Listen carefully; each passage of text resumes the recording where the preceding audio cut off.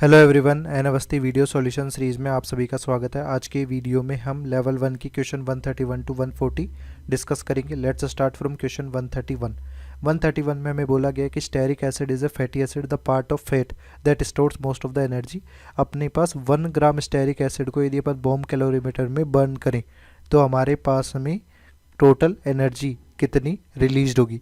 जो ये energy release होगी उस एनर्जी रिलीज से 500 gram water 25 to 39.3 degree centigrade तक टेम्परेचर चेंज हो जाएगा और कैलोरीमीटर का भी टेम्परेचर चेंज यही रहेगा। तो अपन यहाँ पर ये बोल सकते हैं कि टोटल हीट ऑफ रिएक्शन जब अपन स्टेरिक एसिड को बर्न कर रहे हैं तो यहाँ पर हमारे पास में क्या हो जाएगा, Q स्टेरिक एसिड की वजह से जो भी हीट एक्सचेंज हो रहा है या हीट ट्रांसफ़र हो रहा है वो हमारे पास हो जाएगा कि कैलोरीमीटर का टेम्परेचर चेंज होगा प्लस वाटर का भी टेम्परेचर चेंज होगा। तो उन दोनों ही प्रोसेस में जो हीट ट्रांसफ़र हो रहा है वह हमारे पास सम हो जाएगा heat transfer due to stearic acid burned out. ठीक है, तो हमारे पास यहाँ पर एम सी डेल्टा टी से फॉर्मूला यदि अपन लगाएंगे तो यहाँ पर m C P delta t for calorimeter plus m C P delta t for water. तो यहाँ पर मास अपन यदि देखें कैलोरीमीटर में हमारे पास 1 ग्राम स्टेरिक एसिड था।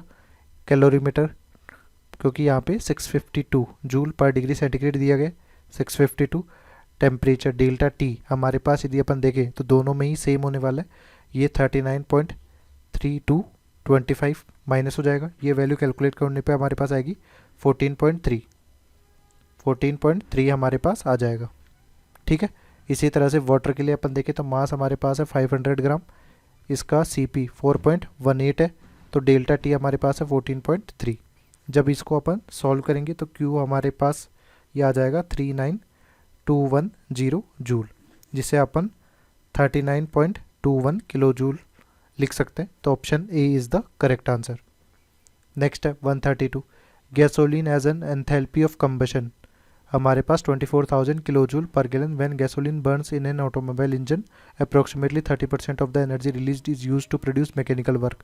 तो यानी 70% हमारे पास रिमाइंडर होगा जो कि हीट ट्रांसफ़र में अपने को मिल जाएगा। As a start on estimating how much heat transfer is required calculate what mass of water could be heated from 25 to 75 degree centigrade by the combustion of 1 gallon of gasoline. तो 1 gallon gasoline automobile में combust करने पर जो total heat transfer होगा वह हमारे पास कितना होगा। एंथैल्पी ऑफ कंबशन हमारे पास में डेल्टा एच है।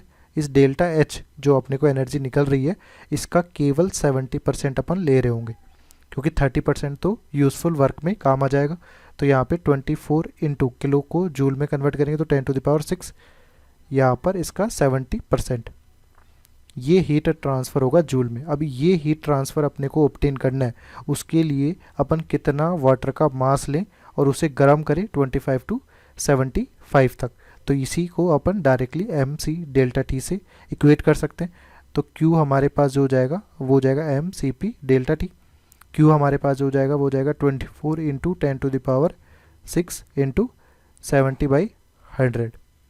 ठीक है, मास अपने को वाटर का कैलकुलेट करना है। Cp जो हो जाएगा वो हो जाएगा 4.18। डेल्टा टी की बात करें तो डेल्टा टी हमारे पास यहाँ पर है 75 माइनस 25। इससे मास अपन कैलकुलेट कर सकते हैं। तो मास हमारे पास हो जाएगा 80383 ग्राम, जिसे अपन 80.38 किलोग्राम भी लिख सकते हैं। तो कौन सा ऑप्शन यहाँ पे करेक्ट आंसर होगा? Option B is the correct answer. Next है 133। A 0.05 litre sample of 0.2 molar aqueous hydrochloric acid is added into 0.05 litre and 0.2 molar aqueous ammonia calorimeter में। कैलोरीमीटर का हीट कैपेसिटी की 1 केल्विन टेम्परेचर डिफरेंस पर total 480 joule हमारे पास हो रहा है। तो टोटल एंथैल्पी या टोटल टोटल एनर्जी जो होगी वो कितनी आ सकती है? Total enthalpy, total heat transfer आप लिख सकते हो, या इस प्रोसेस में टोटल डेल्टा एच ये हमारे पास में क्या हो जाएगा, ये आ जाएगा सी डेल्टा टी। तो सी हीट कैपेसिटी है 480 इंटू 1.09 बट ये जो वैल्यू दी गई है ये हमारे पास 0.05 लीटर सैंपल यदि आप और 0.2 मोलर HCl लें तो यहाँ पर अपन लिख सकते हैं मोल्स ऑफ HCl, और ये रिएक्शन अपन बैलेंस करें तो मोल्स ऑफ HCl और मोल्स ऑफ अमोनिया दोनों ही हमारे पास क्या होंगे, बराबर होंगे। और इसको अपन देखें तो 0.05 इंटू 0.2 0.01 मोल। ठीक है, तो ये जो है हमारे पास डेल्टा एच जो है ये किसके लिए है, फॉर 0.1 मोल। तो 1 मोल के लिए क्या हो जाएगा, 1 मोल के लिए हो जाएगा 480 इंटू 1.09 अपॉन 0.1 0.01 यहाँ पे 0.01 है। ठीक है, तो 0.01 ये हमारे पास जो वैल्यू है ये किस में, जूल में। तो इसको किलो जूल में कन्वर्ट करना है तो 480 इंटू 1.09 अपॉन 0.01 इंटू 1 अपॉन 1000, ये हमारे पास हो जाएगा किलो जूल। 1 मोल के लिए तो पर मोल भी लिख सकते हैं। इसको यदि अपन सॉल्व कर लेंगे तो हमारे पास ये जो वैल्यू आएगी ये वैल्यू आ जाएगी 52.32। तो टोटल हीट एक्सचेंज या हीट ट्रांसफ़र जो हमारे पास में आएगा पर मोल वो 52.32 किलो जूल आ जाएगा डेल्टा एच रिएक्शन। तो हमारा कौन सा ऑप्शन यहाँ पर करेक्ट आंसर है, option A is the correct answer. ठीक है, ये न्यूट्रलाइजेशन टाइप से रिएक्शन हो रही है इसलिए हमारे पास एनर्जी रिलीज होगी, इसलिए नेगेटिव साइन भी दिया गया है। नेक्स्ट है 134, एक coffee cup calorimeter initially contains 125 gram of water 24.2 degree centigrade temperature पर 8 ग्राम अमोनियम नाइट्रेट इसमें ऐड कर दें जो कि ऑलरेडी 24.2 डिग्री सेंटीग्रेड टेम्परेचर पर था। तो फाइनल सॉल्यूशन का जो टेम्परेचर हो जाएगा वो 18.2 डिग्री सेंटीग्रेड हो जाएगा। तो हीट ऑफ सॉल्यूशन अपने को पता करना है। अब अपन ने क्या किया है कि पहले वाटर कंटेनर में केवल वाटर था जो कि 24, उसमें सॉल्ट आपने ऐड किया तो फाइनल सॉल्यूशन का टेम्परेचर क्या हो जा रहा है, कम हो जा रहा है। इसका मतलब सिंपल सा है कि जो भी हमारे पास हीट एक्सचेंज हो रहा है वो हीट एक्सचेंज हमारे पास किस में काम आ रहा है, या हीट ट्रांसफ़र जो किया गया है वो अमोनियम नाइट्रेट सॉल्ट को डिसोशिएट करने में काम हो गया, यूज्ड हो चुका है, इसलिए हमारे पास क्या हो गया, टेम्परेचर डाउन हो चुका है।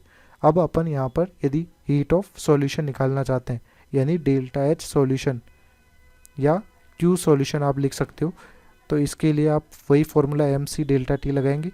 तो mass of solution, heat capacity of solution delta T।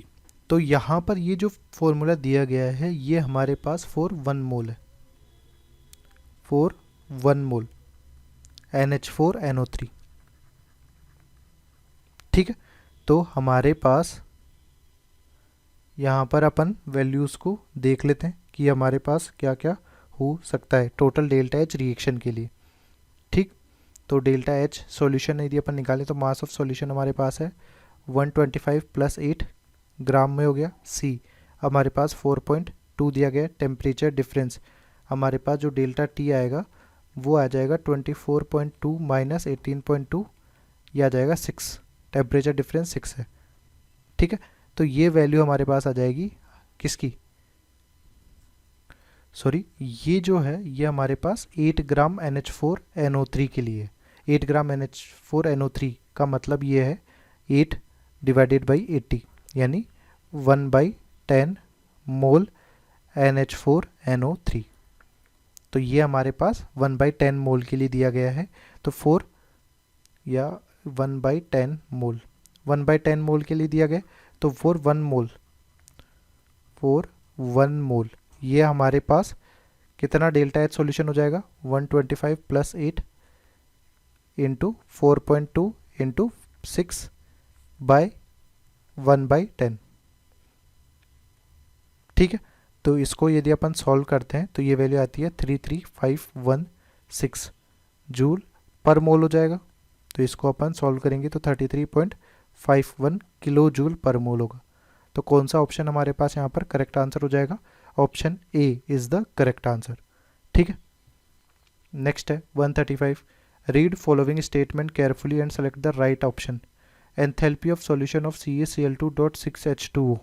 Enthalpy of solution इसका दिया गया है जो जब ये वाटर में ऐड किया जाएगा क्या बन जाएगा इसका enthalpy of solution 3.5 kilo calorie पर मोल, ठीक है। और डेल्टा एच -23.2 दिया गया जब anhydrous CaCl2 6 moles of H2O के साथ में CaCl2.6H2O सॉलिड का फॉर्मेशन कर रहे होंगे। तो यहाँ पर अपन रिएक्शंस को थोड़ा सा लिख के देख सकते हैं कि सबसे पहले अपन क्या करते हैं कि एनहाइड्रस CaCl2 वाला इक्वेशन लिखते हैं कि CaCl2 सॉलिड को यदि अपन वाटर एक्सेस में ले लें या लार्ज अमाउंट में ले लें तो ये किस में कन्वर्ट हो जाएगा, सॉल्यूशन CaCl2 एक्वस में कन्वर्ट हो जाएगा। ये हमारे पास में Q डेल्टा एच सॉल्यूशन या Q में मान लेता हूँ, इस ये पूछा गया है।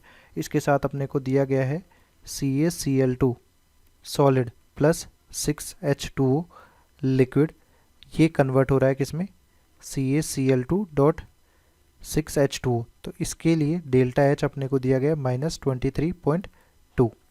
अब अपन क्या करते हैं इन दोनों रिएक्शंस को, यानी रिएक्शन 1 और रिएक्शन 2, तो रिएक्शन 1 और रिएक्शन 2 को यदि अपन माइनस कर दें कि 1 - 2 कर दें तो हमारे पास में क्या होगा कि CaCl2 सॉलिड तो है ही, यहाँ पर वाटर एक्सेस में दिया गया CaCl2 एक्वस, यहाँ पर फिर क्या हो जाएगा CaCl2.6H2O सॉलिड हमारे पास, ये बन जाएगा CaCl2 सॉलिड प्लस 6H2O, ठीक है।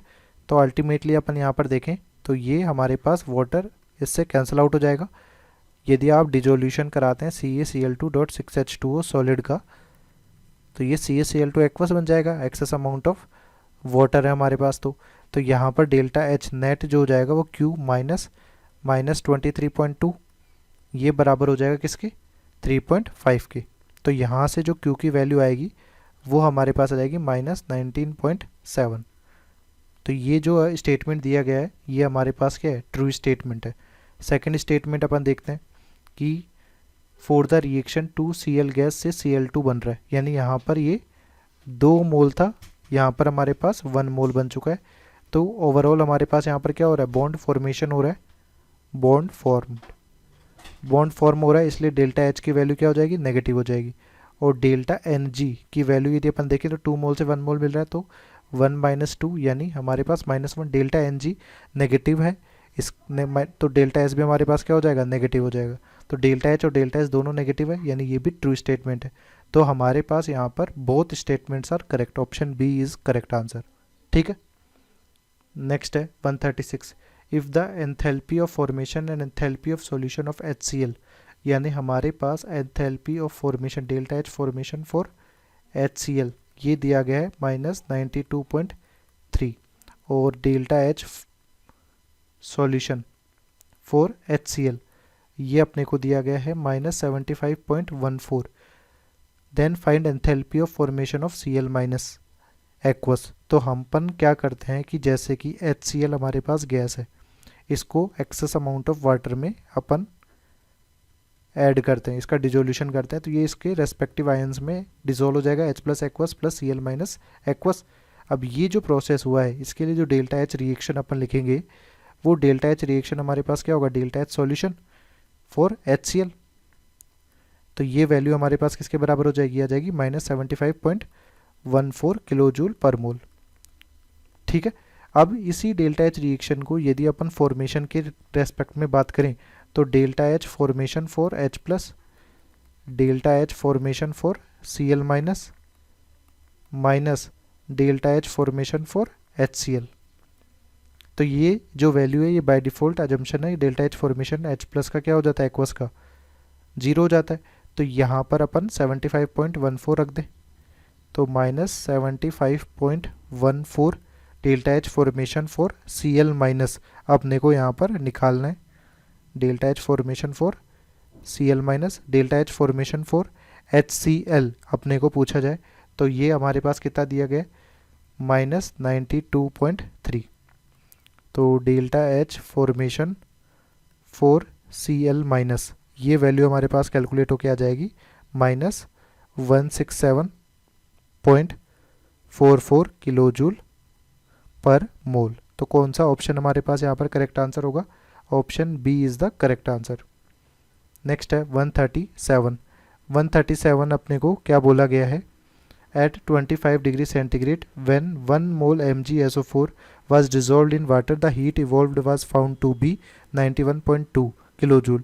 1 mole of MgSO4 0.7s2 on dissolution gives a solution of the same composition accompanied by an absorption of 13.8 kilojoule. The enthalpy of hydration, that means delta H hydration for the reaction. इस reaction के लिए delta H hydration अपने को निकालना है। तो अपने को क्या क्या दिया हुआ है ये अपन देख लेते हैं कि यदि अपन MgSO4 सॉलिड को वाटर में डिज़ोल्व करते हैं तो यहाँ पर n मोल्स वाटर H2O के ले लेंगे तो क्या बन जाएगा, ये बन जाएगा MgSO4 डॉट NH2O। तो इसके लिए जो एंथैल्पी चेंज डेल्टा एच 1 अपन कंसिडर कर लेते हैं, ये वैल्यू हो जाएगी -91.2 किलोजूल पर मोल। बट अपने को अल्टीमेटली ये रिएक्शन यदि सेटिस्फाई करानी है तो उसके लिए अपन सेकंड रिएक्शन जो होगी वो हमारे पास दिया गया कि MgSO4 0.7s2 को डिजोल्यूशन कराएं, MgSO4 0.7H2O का डिजोल्यूशन कराएं तो ये सेम ही कंपोजिशन अपने को ऑब्टेन होगा। इसका मतलब है N-7H2O। तो ये बन जाएगा MgSO4 डॉट NH2O। तो इसका जो डेल्टा H2O है वो हमारे पास कितना दिया हुआ है, ये अपने को दिया गया 13.8। तो रिएक्शन 1 ये है, रिएक्शन 2 ये दी गई है। तो रिएक्शन 1 और 2 से अपने को अल्टीमेटली ये रिएक्शन यदि बनानी है तो अपन क्या कर सकते हैं, यदि आप इक्वेशन 1 को 2 से माइनस करवा देंगे तो 1 को 2 से माइनस करवाने पर हमारे पास में क्या होगा, यहाँ पर आप गौर से देखें तो ये रिएक्शन कुछ ऐसी है, MgSO4 plus NH2O, MgSO4 dot NH2O। यहाँ पर आप इसको रिवर्स कर देंगे, MgSO4 डॉट NH2O, ये बन रहा है MgSO4 dot 7H2O plus N-7H2O। ठीक है, तो यहाँ पर आप इस रिएक्शन को यहाँ पर कर देते हैं तो MgSO4 प्लस NH2O। ठीक है, तो ये बन जाएगा MgSO4 डॉट 7, यहाँ पर MgSO4 डॉट 7H2O। तो ये जो N है NH2 और N-7, तो यहाँ पे कितना आ जाएगा, 7 आ जाएगा। तो ये अल्टीमेटली यही रिएक्शन बन रही है जो कि डेल्टा एच हाइड्रेशन के लिए। तो डेल्टा एच हाइड्रेशन यदि अपने को निकालना है तो अपन delta H1 minus delta H2 कर सकते हैं। डेल्टा H1 हमारे पास है -91.2, डेल्टा H2 हमारे पास है 13.8।